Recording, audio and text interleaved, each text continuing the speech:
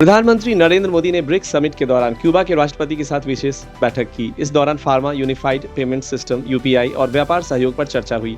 Bharat Cuba रिश्तों को नई ऊर्जा मिली है। मोदी ने भारतीय दबावों की वैश्विक भूमिका को रेखांकित किया।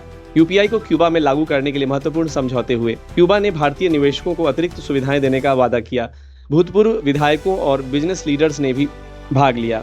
दोनों देशों ने शिक्षा, विज्ञान और स्वास्थ्य के क्षेत्र में सहयोग बढ़ाने पर सहमति दी। इससे ब्रिक्स के सदस्य देशों में भारतीय तकनीक का प्रभाव और बढ़ेगा। क्यूबा ने भारतीय आईटी और फार्मा इंडस्ट्री की तारीफ की। वीजा नियमों के छूट के भी संकेत मिले।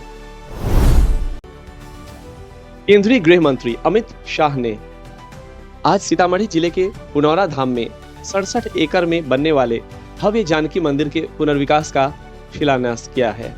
इस समारोह में राज्य के मुख्यमंत्री नीतीश कुमार, केंद्रीय मंत्री, संत महंत और हजारों श्रद्धालु मौजूद रहे।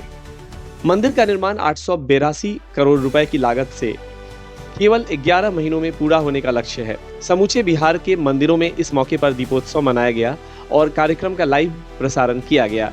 इस मंदिर को देवी सीता का जन्म स्थान माना जाता है। पुनौरा धाम में आयोजित महोत्सव में 51,000 दीप प्रज्वलित किए गए। मुख्यमंत्री ने इसे राज्य की आस्था और संस्कृति का केंद्र बताया।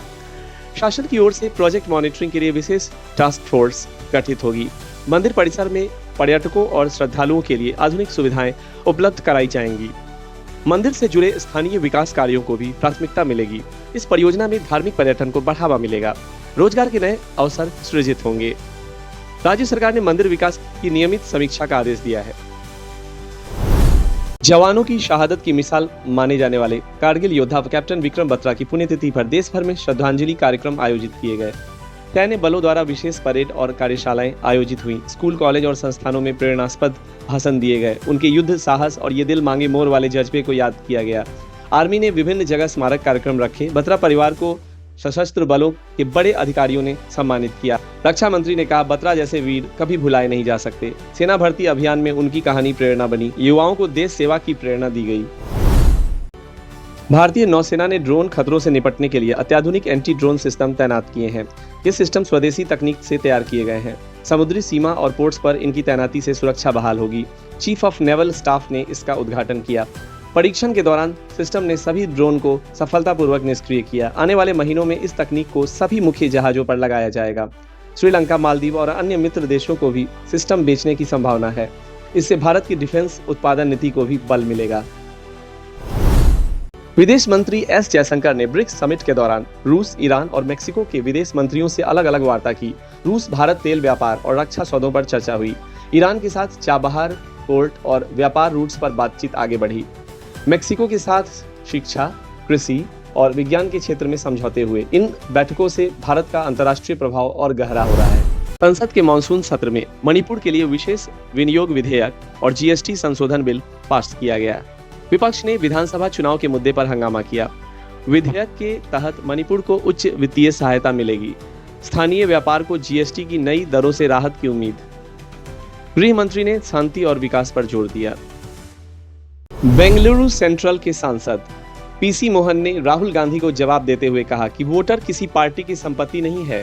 उन्होंने कांग्रेस पर जातिवाद फैलाने का आरोप लगाया। इस बयान से कर्नाटक की चुनावी राजनीति गर्म हो गई है। भाजपा ने इसे जनादेश का सम्मान बताया। विपक्ष ने पलटवार किया और सोशल मीडिया पर बहस शुरू हो चुकी है। लगातार भारी बारिश के चलते बिहार और उत्तराखंड के सभी स्कूल 3 दिनों तक बंद किए गए हैं। बाढ़ पीड़ितों के लिए सैकड़ों राहत शिविर लगाए गए हैं। सीएम और प्रशासन राहत वितरण की निगरानी कर रहे हैं। विस्थापित परिवारों के लिए खाने पीने, स्वास्थ्य सेवाओं और कपड़ों का इंतजाम जारी है। अमेरिकी राष्ट्रपति ट्रंप द्वारा भारतीय वस्तुओं पर 25% अतिरिक्त टैक्स लगाने की वजह से सेंसेक्स व निफ्टी में भारी गिरावट आई है। तकनीकी विश्लेषकों ने कहा है कि निफ्टी 24,400 के लेवल पर सपोर्ट ले सकता है। निवेशकों को सतर्क रहने और मजबूत कंपनियों के शेयर जमा करने की सलाह मिली है। साक्षी चौधरी ने महिला बॉक्सिंग वर्ल्ड कप के 54 केजी वर्ग में गोल्ड जीता। हरविंदर सिंह ने एशियन पैरा आर्चरी चैंपियनशिप में स्वर्ण पदक पाया। भारत का खेल स्तर वैश्विक मंच पर लगातार ऊपर जा रहा है।